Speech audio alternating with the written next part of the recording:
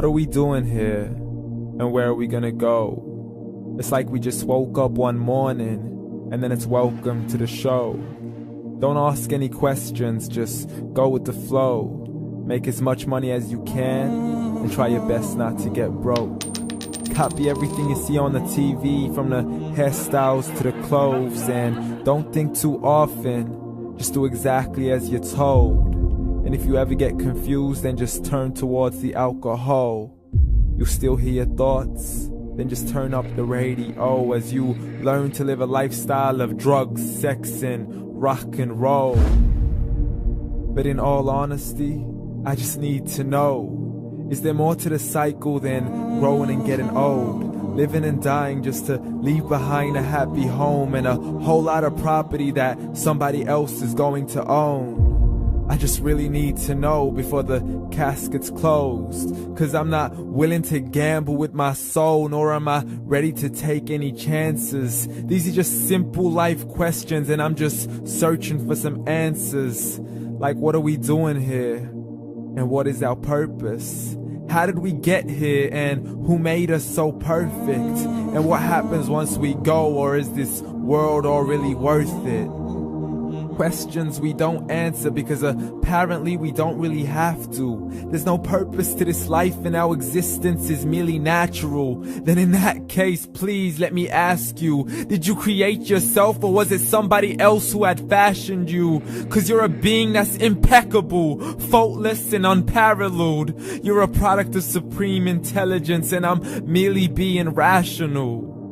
For there isn't a camera on this earth that can come close to the human eye, nor a computer that can compete alongside the human mind. And if the whole world was to come together, we wouldn't be able to create a single fly. So many signs, yet we still deny. As science tries to justify that all this could come from none, when it's a simple sum. 0 plus 0 plus 0 cannot possibly ever give you 1.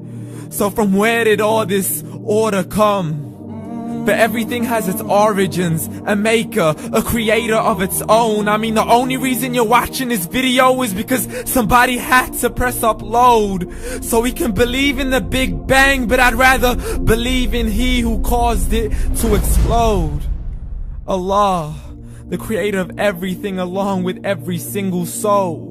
The ever-living, the master, the only one who is in control. Unlike his creation, beyond our imagination. And no, he's not a man, nor does he have any partners in association. He's on his own. And no, he did not ever leave us alone. Just like every manufacturer, he left us with an instruction manual. The Quran and Islam, and I'm sorry to jump to conclusions, but it's the only one possible. The only definition of God is the one and only supreme being. It's logical, a book with 0 contradictions, with miracles that are both scientific and historical, all revealed over 1400 years ago. Like the detailed description of the human embryo. The descriptions of the human embryo in the Quran cannot be based on scientific knowledge in the 7th century. To the mountains as pegs holding firm the earth below, and the 2 seas that don't mix in a complete separate flow. To the planets in orbit, alternating night and day as they stay in flow. The expansion of the universe and the creation of everything from H2O.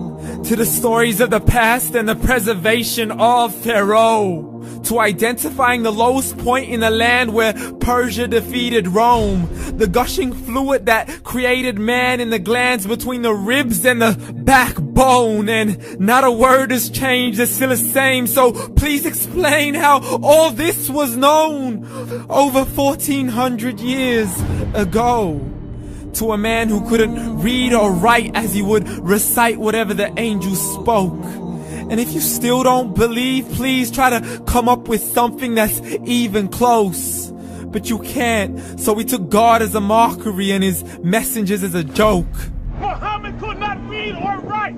How's somebody who can't read or write gonna start a religion? Dismissed his scriptures as legends and tales of the ancient folk, as we live life according to our whims, desires, and hopes. saying this life is the only home we will ever know. We will live then die, then simply turn to bones. YOLO! Correction, after the grass dies, the rain arrives and it regrows, and Allah promises to do the same thing to your very soul and bring you back from your very fingertips to your toes, as the all-seeing supreme being watches us so close, and we are surely being tested in our wealth, our health, and our self, and everything that we've been blessed with. So believe, for we will surely be resurrected and be brought back to our Lord and account for every single deed, as He hands us our books and orders us to read.